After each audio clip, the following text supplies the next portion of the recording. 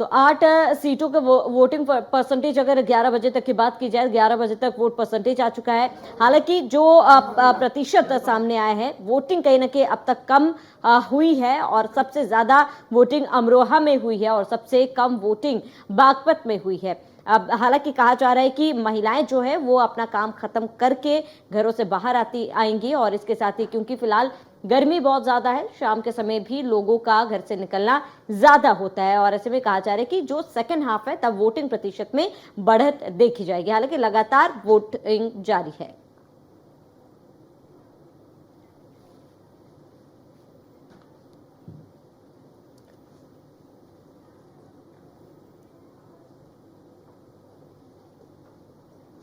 चलिए, ज्यादा जानकारी के साथ न्यूज रूम से पीयूष तिवारी हमारे संवाददाता हमारे साथ जुड़ चुके हैं, और साथ ही ब्यूरो चीफ निशांत शर्मा भी हमारे साथ है। सबसे पहले पीयूष, आपका ही रुख करूंगी। देखिए, जिस तरीके से अभी वोटिंग परसेंटेज सामने आई है, 24% लगभग अभी वोटिंग हुई है, बेहद कम अभी वोटिंग हुई है। जिस तरीके से पहले चरण में भी कम रहा मत प्रतिशत, और अब जो आंकड़ा सामने निकल कर आ रहा है, क्या अब अंदाजा लगाया जा रहा है कि इस चरण में, दूसरे चरण में कितना वोटिंग परसेंटेज आ सकता है, बढ़ सकता है अब आगे? बिल्कुल, अगर हम बात करें, चूंकि सुबह से ही आपने देखा कि किस तरीके से तमाम जो लोग हैं वो लाइनों में लगे हुए थे, लेकिन थोड़ी देर बाद करीब 9 बजे के आसपास थोड़ी बहुत जो वोटिंग परसेंटेज है वो कम हुई, यानी कि कम लोग निकले। उसके बाद धीरे धीरे मतदान प्रतिशत है जो वो कहीं ना कहीं बढ़ रहा है। और आमतौर पर आपने देखा होगा कि शाम तक, यानी कि करीब 3 से 4 बजे का वो वक्त होता है जब तमाम लोग अपने कामकाज के बाद वोट करने के लिए पहुंचते हैं और कहीं ना कहीं मतदान की प्रक्रिया में हिस्सा लेते हैं। लेकिन पहले चरण के जो मतदान हुए थे उसके मुकाबले आपने अभी फिलहाल के जिस तरीके से आंकड़े आ रहे हैं वोटिंग परसेंटेज के, उसमें थोड़ा बहुत कमी देखने को जरूर मिल रही है। लेकिन हालांकि आपने देखा कि तमाम जो बीजेपी के प्रत्याशी हो या विपक्ष के प्रत्याशी हो, उनकी ओर से यही कहा जा रहा है कि ज्यादा से ज्यादा जो लोग हैं वो मतदान करें, और कहीं ना कहीं उस दिशा में तमाम लोगों को जागरूक भी किया जा रहा है। इसके साथ ही आपने देखा कि कई तस्वीरें अलग अलग जगहों से देखने को मिली, जहां पर करीब 102 साल की बुजुर्ग व्यक्ति भी मतदान करने के लिए पहुंचे हुए हैं। तो एक उत्साह भी देखने को मिल रहा है, क्योंकि ये लोकतंत्र का महापर्व है और सबसे यही अपील की जा रही है। और न्यूज़ वन इंडिया भी ये अपील करता है कि ज्यादा से ज्यादा लोग जो है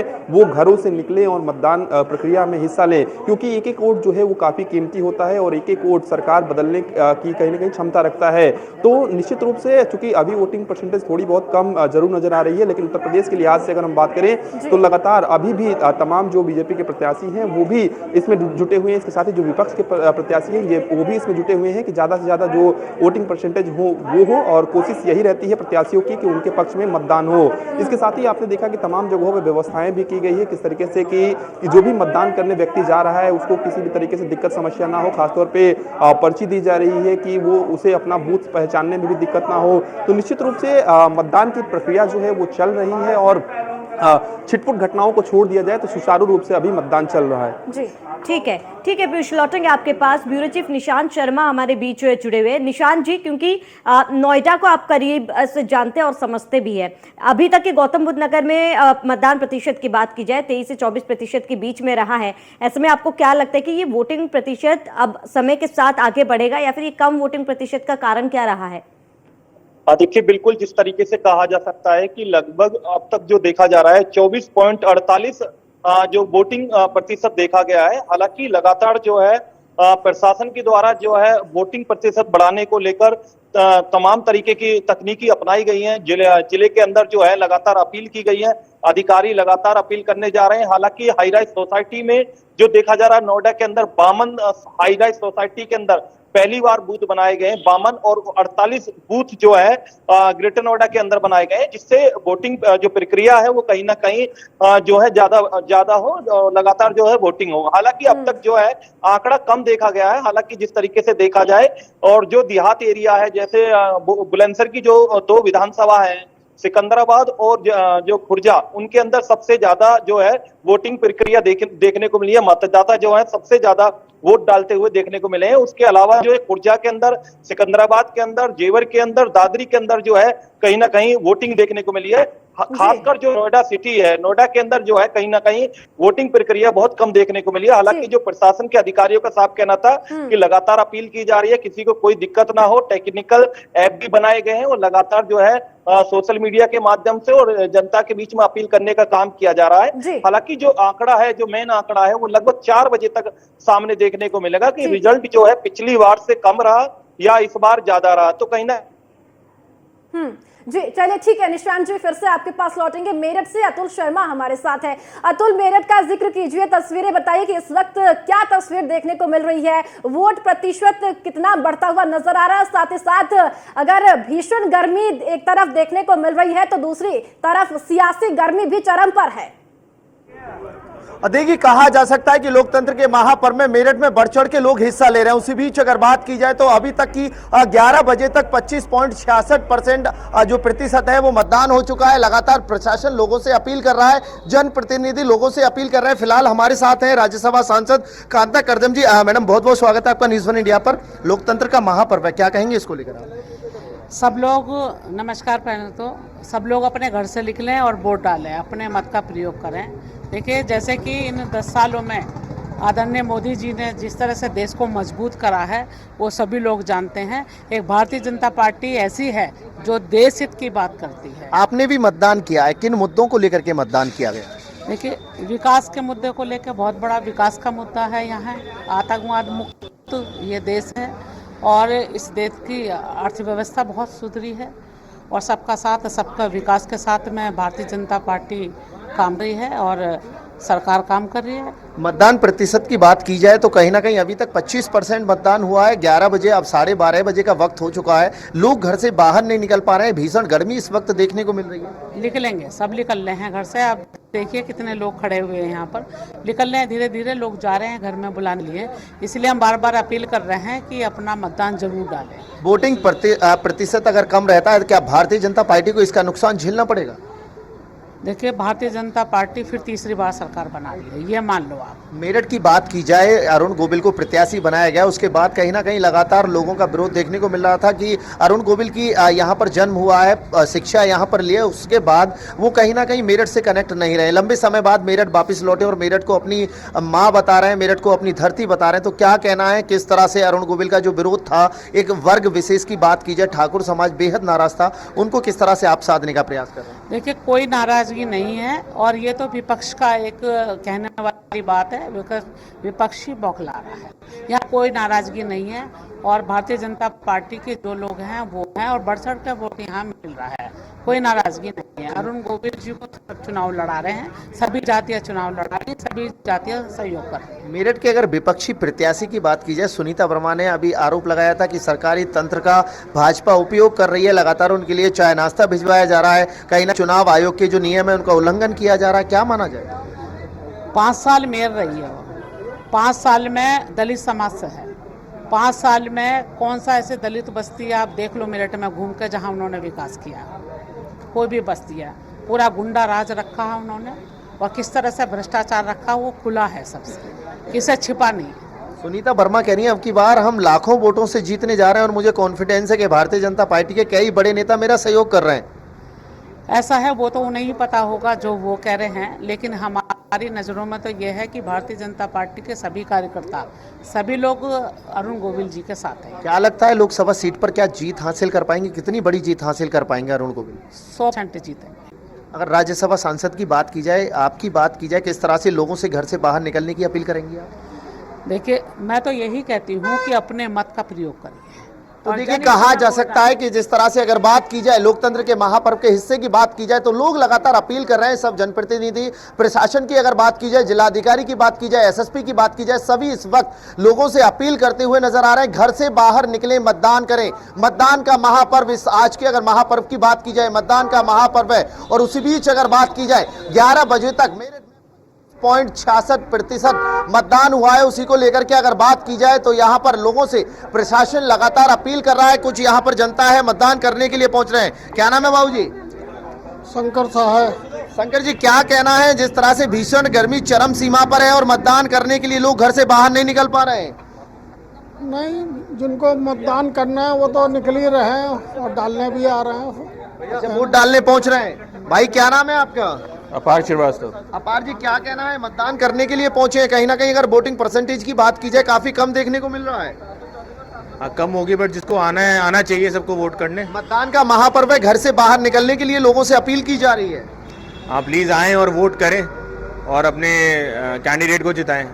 तो देखिए कहा जा सकता है कि लगातार हर व्यक्ति यही ठीक कहता है। हुआ नजर आ रहा है, घर से बाहर निकले, मतदान करें। ठीक है अतुल, मतदान आप बने का- रहिए हमारे साथ, तमाम जानकारी के लिए लौटेंगे आपके पास। वहीं अलीगढ़ से सहयोगी राजेश हमारे साथ जुड़ चुके हैं। राजेश, क्योंकि वोटिंग प्रतिशत 11 बजे तक की बात की जाए तो काफी वोटिंग कम हुई है, क्या लगता है कि समय के साथ ये वोटिंग प्रतिशत आगे बढ़ेगा?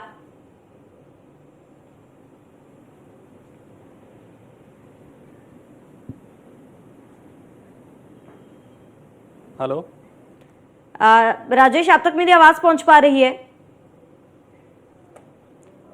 चलिए, राजेश तक आवाज नहीं पहुंच पा रही है, जुड़ने की कोशिश करेंगे। तो लगातार आपको बता दें कि मतदान जारी है और 11 बजे तक की बात की जाए तो 11 बजे तक मत प्रतिशत सामने आया है, जहां पर सबसे ज्यादा अमरोहा में वोटिंग हुई है और सबसे कम बागपत में वोटिंग हुई है।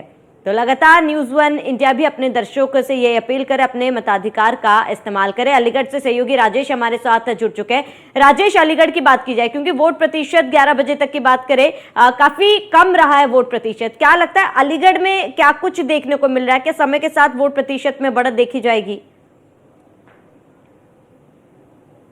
देखिए श्रावणी, बिल्कुल, चूंकि अलीगढ़ इस वक्त अगर आप अलीगढ़ की बात करें तो देखिए चूंकि अब करीब 12 बजे के ऊपर का वक्त हो चुका है और आप अगर दूसरी जगह देखेंगे तो वहां पे मतदान प्रतिशत अगर अलीगढ़ की बात करें तो 24.34% अब तक 11 बजे तक हुआ है। लेकिन अब जैसे जैसे दूसरी जगह पे दोपहर होती है तो लोग कम बाहर निकलते हैं, लेकिन अगर आप यहाँ पे मेरे अपने पीछे दिखाऊं आपको मैं अपने, तो आप इस तरफ देखेंगे तो यहाँ पे लंबी कतार लगी हुई है, वहां पे मतदाता अपने मत का प्रयोग कर रहे हैं, वहां पे जा रहे हैं। यानी दोपहर जैसे जैसे आगे बढ़ रही है, वक्त जैसे जैसे हो रहा है, लोग घरों से बाहर निकल रहे हैं। अमूमन होता ही है कि सुबह के वक्त ज्यादातर लोग निकलते हैं और दोपहर को पोलिंग बूथ खाली दिखाई देते हैं, लेकिन अलीगढ़ में थोड़ा सा उल्टा दृश्य दिखाई दे रहा है। यानी यहाँ पे सुबह कुछ कम कतारें दिखाई दी थी, लेकिन अभी जैसे जैसे दोपहर हो रही है वैसे वैसे और ज्यादा लोग दिखाई दे रहे हैं। आप उस तरफ देखेंगे तो वहां पे देखिए महिला मतदाताओं की संख्या काफी ज्यादा है, वहां पे महिलाएं अपने मत का प्रयोग कर रही हैं। पुलिस प्रशासन पूरी तरह से एक्टिव है ताकि कहीं भी किसी भी तरह की कोई भी अप्रिय घटना ना हो। अलीगढ़ के अगर समीकरण की बात करें तो देखिए श्रावणी, चूंकि त्रिकोणीय मुकाबला इस बार अलीगढ़ में होता हुआ बनता हुआ दिखाई दे रहा है। एक तरफ दुष्यंत गौतम है जो कि भारतीय जनता पार्टी ने जिन पे तीसरी बार भरोसा किया है, 2 बार के सांसद। दूसरी तरफ मायावती ने यहां पे एक ऐसी चाल चली जिसका चक्रव्यूह जो है सियासी तौर पे ब्राह्मण वोट बैंक में फंस गया है। यानी एक तरफ सतीश गौतम ब्राह्मण चेहरा, दूसरी तरफ अगर बात करें मायावती ने हितेंद्र उपाध्याय को यहां पे उम्मीदवार बना दिया, और दूसरी तरफ अगर इंडिया अलायंस की बात करें तो उन्होंने विजेंद्र सिंह यानी जाट नेता है उनको चुनावी मैदान में उतारा। तो त्रिकोणीय मुकाबला है। काफी ज्यादा इंटरेस्टिंग फैक्टर ये भी है क्योंकि अलीगढ़ मुस्लिम बहुल्य इलाका है और ऐसे में किसी भी पार्टी ने मुस्लिम प्रत्याशी जो है मैदान में नहीं उतारे इस बार। बिल्कुल, देखिए मुस्लिम बहुल इलाका है और बड़ी बात यह कि भारतीय जनता पार्टी पिछली 2 बार से लगातार यहां पे जीत दर्ज कर रही है और जो भारतीय जनता पार्टी के सांसद है 2 लाख के ज्यादा अंतर से वो जीते हैं पिछली 2 बार में। दूसरी बात यह कि मायावती ने पहले गुरफान नूर को यहां पे उतारा था, लेकिन उनका टिकट काट के फिर हितेंद्र उपाध्याय को चुनावी मैदान में उतार दिया, यानी ब्राह्मण कार्ड उन्होंने खेल दिया। इधर विजेंद्र सिंह जो कि इंडिया अलायंस की बात करें समाजवादी पार्टी की तरफ से वो उम्मीदवार हैं। तो आप इनको देख सकते हैं, इस समीकरण को देख के आप अंदाजा लगा सकते हैं कि मुस्लिम बहुल इलाके में एक भी मुस्लिम उम्मीदवार किसी भी पार्टी ने नहीं उतारा। दूसरी चीज ये कि चूंकि अब क्या वोट बटेंगे, क्या ये ध्रुवीकरण होगा, क्या वोट एक तरफ बटेगा, क्या बीएसपी ने जो चाल चली है उसका फायदा बीजेपी को होगा या समाजवादी पार्टी को होगा, ये एक बड़ा फैक्टर है। क्या एंटी इनकम्बेंसी एक फैक्टर बनेगा, ये अपने आप में एक बड़ा मुद्दा होगा। तो देखिए अलीगढ़ का समीकरण बनता दिखाई दे रहा है। क्या होगा ये तो नतीजे बताएंगे, लेकिन उससे पहले मतदाताओं का मूड जो है वो कहीं ना कहीं ये तय करेगा कि वो इस तरफ होते हैं या उस तरफ होते हैं। क्या मायावती का जो ब्राह्मण कार्ड है उसने खेल खराब कर दिया, ये भी अपने आप में एक बड़ा फैक्टर है। और दूसरी चीज ये कि चूंकि यहां पे एक भी मुस्लिम उम्मीदवार को नहीं उतारा गया बड़ी पार्टियों की तरफ से, और मुस्लिम एरिया में अगर आप बात करें तो अभी जिस तरह का रुझान हमें दिखाई दे रहा है, जिस तरह की उत्सुकता दिखाई दे रही है, वाकई लोग घरों से बाहर निकल रहे हैं, महिलाएं बड़ी संख्या में है, पुरुष बड़ी संख्या में है जो अभी वोटिंग कर रहे हैं। हमने आपको अपने पीछे भी तस्वीरें दिखाई, जहां भी आप देखेंगे अलग अलग बूथ हैं, अलग अलग रूम है जहां पे इस वक्त मतदान हो रहा है और बड़ी संख्या में लोग घरों से बाहर निकल के मतदान कर रहे हैं। जी चलिए राजेश, फिर से आपके पास लौटेंगे। न्यूज रूम से पीयूष तिवारी हमारे साथ लगातार बने हुए हैं। पीयूष, देखिए यूपी की 8 सीटों पर इस वक्त मतदान हो रहा है और ऐसी 8 सीटें हैं जिसमें सिर्फ एक ऐसी सीट है जहां पर बीजेपी का कब्जा नहीं है, वो है अमरोहा। वोटिंग परसेंटेज जो इस वक्त है कम है फिलहाल, और आगे उम्मीद जताई जा रही है कि वोटिंग परसेंटेज आगे बढ़ता ही जाएगा। जो अभी फिलहाल वोटिंग परसेंटेज है, इस वोटिंग परसेंटेज के लिहाज से किस पार्टी के लिए चिंता का विषय है इस वक्त? देखिए, आमतौर पे जब मतदान शुरू होता है तो आपने देखा होगा कि करीब 7 से 8 बजे तक तमाम लोग जो है वो मतदान करने जाते हैं, यानी कि काफ़ी भीड़ देखने को मिलती है। उसके बाद थोड़ी बहुत मतदान की प्रक्रिया में, या यूँ कहें कि लोगों में जो मतदान करने पहुंचते हैं उनकी संख्या में थोड़ी बहुत कमी आती है।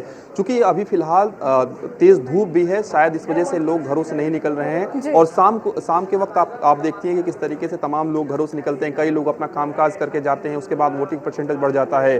तो ऐसा कह पाना बड़ा मुश्किल होगा कि किसके फेवर में ये वोटिंग जा रही है। लेकिन एक बात स्पष्ट है कि ज्यादा जब वोटिंग होती है तो निश्चित रूप से जनता उस मूड में होती है, या तो परिवर्तन के मूड में होती है, या फिर मौजूदा जो सांसद हैं उनको रिपीट करने के मूड में होती है। तो जिस तरीके से अभी चीजें देखने को मिल रही हैं, अभी जो मतदान प्रतिशत देखने को मिल रहा है, चाहे मथुरा की बात करें या अन्य जगहों की बात करें, क्योंकि आपने देखा कि इस बार भारतीय जनता पार्टी के खासतौर पर बात करें तो तमाम प्रत्याशियों को इस बार भारतीय जनता पार्टी ने रिपीट किया है, यानी कि जो मौजूदा सांसद हैं उनको फिर से एक बार प्रत्याशी बनाया है।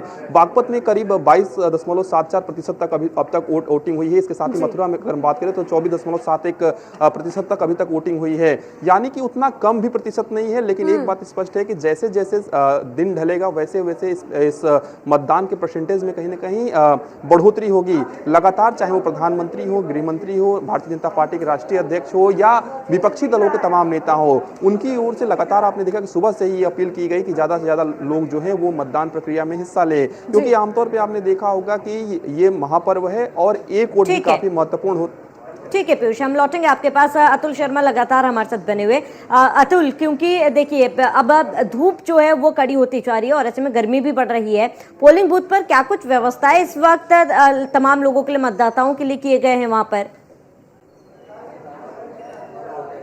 कहा जा सकता है कि जिस तरह से चरम सीमा पर धूप है इस वक्त, अगर उसी की बात की जाए तो लोगों के लिए, मतदाताओं के लिए पानी की व्यवस्था प्रशासन की तरफ से की गई है। साथ ही अगर बात की जाए जो लोग यहां पर पहुंच रहे हैं, टेंट की व्यवस्था की गई है, बैठने की व्यवस्था की गई है। अगर लंबी कतारें हैं तो लोग बैठने के बाद मतदान कर सकते हैं। कहा जा सकता है कि जिस तरह से चरम सीमा पर इस वक्त गर्मी पड़ रही है, उसी बीच अगर बात की जाए तो मतदाता घर से निकलने के लिए तैयार नहीं है। लगातार प्रशासन और जो पार्टी के कार्यकर्ता हैं वो लोगों से अपील कर रहे हैं घर से बाहर निकलें, मतदान करें। कहा जा सकता है कि बढ़ती गर्मी के चलते कहीं ना कहीं मतदान प्रतिशत वक्त घटता हुआ नजर आ रहा है। अभी तक की बात की जाए, 11 बजे तक की अगर बात की जाए, 66% यहां पर मतदान हुआ है। कहा जा सकता है प्रतिशत होने को लेकर के लगातार क्षेत्र के अंदर सभी पार्टी के कार्यकर्ता अपने अपने क्षेत्र में जाकर के लोगों से अपील कर रहे हैं घर से बाहर निकले, मतदान करें। उसी को लेकर के प्रशासन लगातार लोगों से अपील कर रहा है। मेरठ में सुचारू रूप से मतदान जारी है, शांतिपूर्वक ढंग से मतदान जारी है। उसी के बीच अगर बात की जाए तो प्रशासन का लगातार अपील चल रही है, अपील करता हुआ प्रशासन नजर आ रहा है। कहा जा सकता है कि प्रशासन लगातार लोगों से प्रयास कर रहा है घर से बाहर निकल करके मतदान का, महापर्व के मतदान का हिस्सा बने। उसी को लेकर के अगर कहा जाए तो यहां पर अभी तक जो मतदान है वो कहीं ना कहीं बिछड़ता हुआ नजर आ रहा है। लोग घर से बाहर निकलने के लिए तैयार नहीं है। भीषण गर्मी की अगर बात की जाए तो देखिए जुम्मे का दिन है, जुम्मे के बाद कहा जा सकता है कि जुम्मे की नमाज के बाद लोग घर से बाहर निकल करके मतदान में बढ़ चढ़ के हिस्सा लेते हुए नजर आएंगे। जी ठीक है, राजेश अलीगढ़ से हमारे साथ है। राजेश, आप अलीगढ़ में इस वक्त मौजूद है, आप जनता के बीच में है, जनता के मन को टटोलने की आपने कोशिश की है, आपने मन को जाना जनता की। आज क्या मुद्दे हैं जनता के जिन्हें सोचकर आज जनता यहां पर वोट देने के लिए पहुंच रही है? जनता ने क्या कुछ कहा आपको? बिल्कुल, देखिए अलीगढ़ करें तो मुद्दे यहाँ पे कई हैं और हमने जब लोगों से बात की तो लोगों की जो सोच थी, जो विजन था वो क्लियर था कि वो राष्ट्र निर्माण में अपना योगदान देना चाहते हैं। वो अलीगढ़ के विकास की बात कर रहे हैं। वो अब किसी जाति के आधार पे, धर्म के आधार पे या किसी समुदाय के आधार पे वोट नहीं कर रहे। जैसे अब मान लीजिए आप ये अगर मुस्लिम बहुल क्षेत्र है तो ऐसा नहीं है कि, और चूंकि मुस्लिम कोई उम्मीदवार भी नहीं है और यहाँ पिछले 2 बार से भारतीय जनता पार्टी का जीत रहा है, जो उम्मीदवार है वो जीत रहे हैं और बड़ी अंतर से, यानी 2 लाख से ज्यादा वोटों से वो जीत रहे हैं। तो आप इस बात से अंदाजा लगाइए कि ऐसा नहीं है कि मुस्लिम बहुल क्षेत्र है तो वहां कोई मुस्लिम उम्मीदवार ही जीत रहा है, बल्कि भारतीय जनता पार्टी का 2 बार से दबदबा रहा है। तीसरी बार भी बीजेपी ने उन्हीं उम्मीदवार को अपने चुनावी मैदान में उतारा है जो 2 बार से जीत रहे हैं। तो अब यहाँ पे चूंकि मतदाता ये जानता है कि अगर सड़क बन रही है तो उसी सड़क पे रहीम चल रहा है, उसी सड़क पे राजेश चल रहा है। अगर राशन मिल रहा है तो वो सबके लिए है, अगर सरकार की कोई योजना है तो वो सबके लिए है। लेकिन देखिए विपक्ष के भी अपने मुद्दे हैं, अपने आधार हैं, वो कई बातों पर घेरते नजर आए। कई बार बयानबाजी, प्रधानमंत्री का बयान काफी सुर्खियों में है, उसको लेकर कुछ जरूर रोष होगा।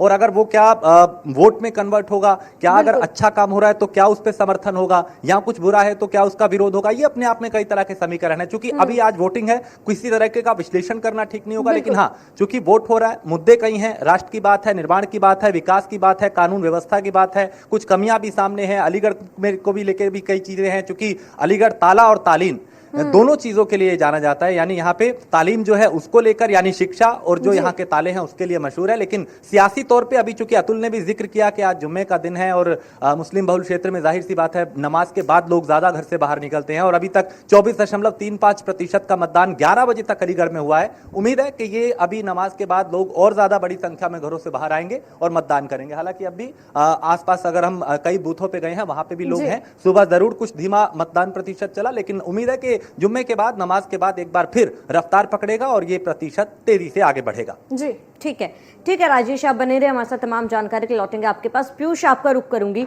पीयूष, अगर पिछले चुनावों की बात की जाए और अभी, क्योंकि अभी फिलहाल महज 11 से 12 बजे का समय हुआ है, लेकिन कहा जा रहा है कि वोट प्रतिशत काफी ज्यादा कम है। पिछले चुनावों के कंपैरिजन में क्या लग रहा है कि इस बार मत प्रतिशत कैसा रहने वाला है?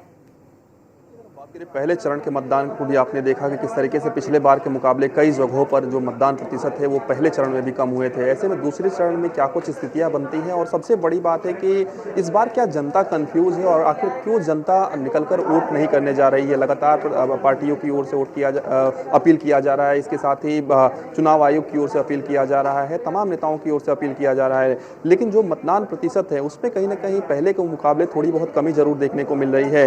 लेकिन लोगों में उत्साह भी है, और अभी चूंकि वक्त है, शाम तक का वक्त है, और आपने देखा पिछले चरण में भी कि किस तरीके से जब पहले चरण में मतदान हो रहा था तो खासतौर पे सहारनपुर की अगर हम बात करें तो सुबह में तेजी से मतदान हुआ, उसके बाद दोपहर में थोड़ा बहुत मतदान कम हुआ, उसके बाद शाम को सहारनपुर में बारिश तक आ गई थी और लोग छाता लेकर मतदान करने के लिए पहुंचे थे। तो कहीं ना कहीं लोग ये देखते हैं कि हमारे एक वोट की वजह से सरकारें बनती हैं, सरकारें बदलती हैं, सरकारें रिपीट होती हैं, और जो मतदान का पर्व है वो महापर्व है। तो लोग अपनी कहीं ना कहीं अपनी चीज़ों को समझते हैं और कहीं ना कहीं उस हिसाब से वोट करते हैं। लेकिन इस बार का मुद्दा जो है वो विकास का है। क्या पिछली सरकारों ने विकास किया या विकास नहीं किया, इस मुद्दे पर कहीं ना कहीं जनता जो है इस बार वोट डाल रही है। हालांकि जातिगत आधार भी होता है, धार्मिक आधार भी होता है, लेकिन सबसे बड़ा जो आधार होता है वो विकास का आधार होता है, और इस बार उसी आधार पर वोटिंग पड़ रही है। इसके साथ ही चुनाव आयोग ने इस बार खासा व्यवस्थाएं की है। आपने देखा कि चुनाव आयोग ने इस तरीके की भी व्यवस्था की है कि जिनकी ज़्यादा उम्र हो गई है, जो असमर्थ हैं मतदान केंद्रों पर जाने के लिए, उनके घर चुनाव आयोग के अधिकारी जाकर जो कहीं ना कहीं वोट में उनको सम्मिलित कराते हैं, यानी कि उनका मतदान लेकर आते हैं। इसके साथ ही चाहे महिलाओं की बात करें, जिनकी नई नई शादी हुई है वो भी मतदान करने के लिए पहुंच रही हैं। ऐसे महिलाएं भी पहुंची जिनकी उम्र 100 से ऊपर है, यानी कि वो काफ़ी बुजुर्ग हैं।